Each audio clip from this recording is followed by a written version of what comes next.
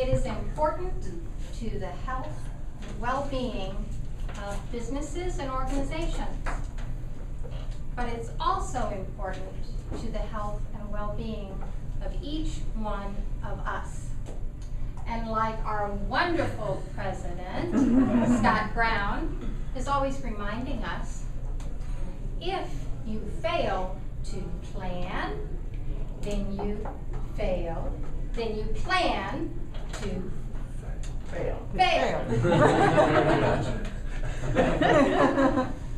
So who in this room wants to fail? Raise your hand. Well, not too many. So good. Let's plan to succeed. So how are we going to do that?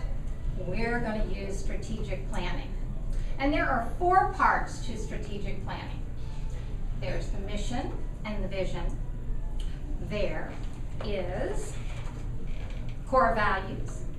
And the SWOT analysis is the 3rd part. And the 4th part is where you put all the action in. That's your strategic action plan. Now, how are we going to begin this? With a mission, usually a corporation will decide, why are we existing? And if you're a nonprofit, you would have a mission statement that would be something like, save the children in Uganda. But a mission statement for you, Reed, since you're a unique individual, just like the rest of us, it would be that you would want to be the best you could possibly be in using all of your talents. Now, when you're talking about a vision, that's a little bit different. A vision is what a company uses to look forward and position themselves so that they would be the best position they could have to it's so funny going backwards. The best position they could have so that they could fulfill their mission.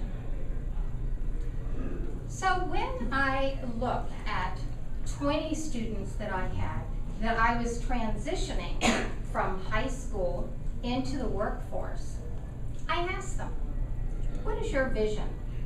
And they sort of looked at me stunned, like, what's my mission? What's my vision? So I had to change my wording. Do you have a dream? Oh, all of a sudden the light bulbs came on. Of course I have a dream. Of course I know what I want to be. Of course I know what I want to do. So dreaming is very important. And if you don't have a dream, then how are you going to have a dream come true? Next up, your core values. Well, if I would ask that same group of high school students, or even most of you, you would probably tell me something that you learned from your religion, or your family, or your business. But that's not really what it's about. It's really about, what do you believe in? What will you stand up for? And that's what we want to get to. Now, my son Eric, he wanted a few extra dollars in high school.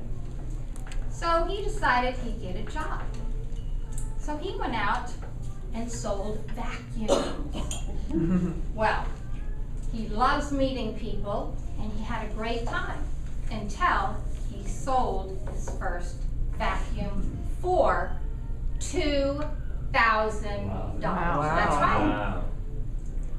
Now, he quit the job that day because he figured that the family that bought the vacuum cleaner shouldn't have even thought about buying a vacuum cleaner. They had lots of kids, and the apartment they were in really didn't need a $2,000 vacuum cleaner. So his values were really important. It changed how he was going to get to his dream. Third, the SWOT analysis. I'm sure you've all heard about that. You take your strengths and your weaknesses and your opportunities and your threats, and you see what the environment in front of you holds so that you can best fulfill your mission. Well, that doesn't mean much to a lot of people. So I changed it around and I use what's up, W-O-T-S. Same thing, weaknesses, opportunities, threats, and strengths, but it's a little bit different. What's up? And what I did was I had a bag. What's up in that bag? Because if you're going on a journey, what you're doing when you have an individual plan is that you want to know what you need to be prepared for, what's in your bag. If you're going to the beach, you better take along sunscreen, right, Scott? If you're going to be a doctor, you better have some time and you better get a lot of education. So that what's up bag is very, very important. Fourth of all, your strategies and your goals. Now, I have a friend. His name is Jason. And he went to high school here. He's about 35 now. In high school, he joined a gang. He quit high school. And he was on the road to nothingness. But he liked basketball. So he would go over to the YMCA and play basketball. Well, he met a gentleman and they became friends, and he noticed that this gentleman was going places, but he wasn't. So he said, I want to have a dream just like he does. So he befriended this gentleman and he asked him, hey, what should I do? And the gentleman said, well, the first thing you need to do is get an education, and then you need to get a plan.